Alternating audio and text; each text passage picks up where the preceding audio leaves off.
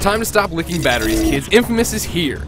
Yes, Sucker Punch, the fine folks who brought you the Sly Cooper series, is back with his choose-your-own-adventure superhero story.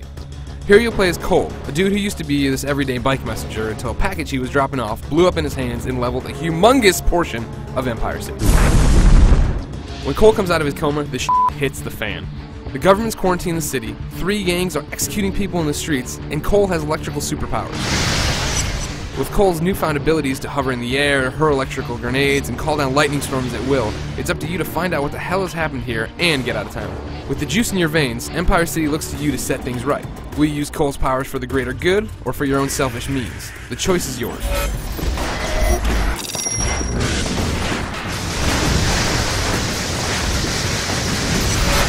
Seeing as how it's an open-world game, Infamous lives or dies by its ability to make you connect with Empire City and care about it.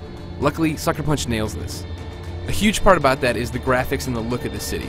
Obviously, it's just gone through this huge disaster. I mean, people are in the streets dying. There are people walking around crying about how, they're only supposed to be here a day, or they can't find their husband.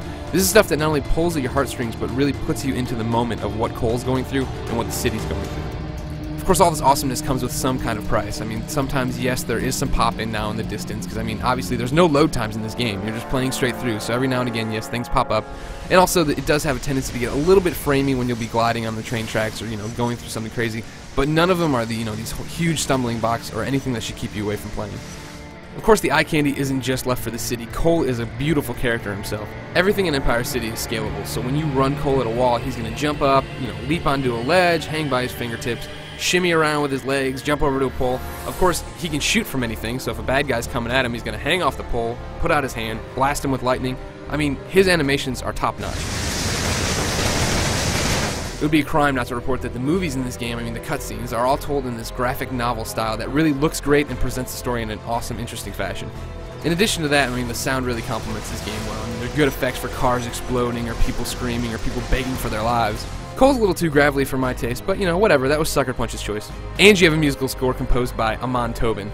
I have no idea who that is, but it sounds really good and complements the game well. Before the blast, they were just a bunch of junkies dealing drugs. Now, they own the Neon District. When you're running around the streets of Empire City, one of the main gameplay mechanics is making choices. See, with these superpowers, you're going to glide around the city, wail on bad guys, and drain juice from Transformers, but the bigger deal in Infamous is choosing how to use these powers. A 6-part meter on your HUD will track the morality of your choices, and rank you from the Jesus-like standing of Hero with its blue lightning, to the Lindsay Lohan-like standing of Infamous with its red lightning and Cole's ghostly white face. Your move toward being a bad guy or a good guy will come from decisions as small as, choosing to restrain an enemy rather than kill him, or these larger karma moments where Cole weighs the pros and cons of a situation, and then you pull the trigger on the decision. Do you want to feed the people of Empire City or fry a few pedestrians so that, there's more food for you and your friends? Do you save the dude a bunch of people are lynching, or do you let the mob find its own justice? You can engage in story missions whenever you feel like it, but there are also a ton of side missions you can jump into to earn more experience points. These points can then be used to upgrade your powers, most of which have 3 levels of awesomeness, and some of which are only open to you when you're good or bad. I haven't touched on the melee abilities, sucking the life out of people on the ground, or bringing people back to life on the ground, but there's a ton to go here in gameplay, and I could never put it all in this review because you want to go home at some time. Trust me, it's good.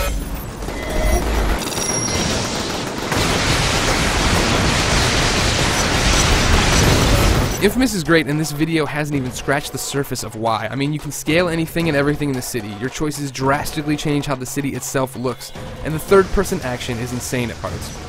I put about 25 hours into this title playing through once is good and once is bad, but that's not counting the fact that I still had blast shards to find, dead drops to listen to, and a ton of side missions to see.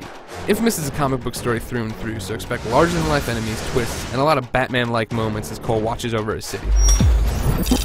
I always say this at the end of a video review, but I really mean it when talking about a game this massive. For the full written review, please check out IGN.com.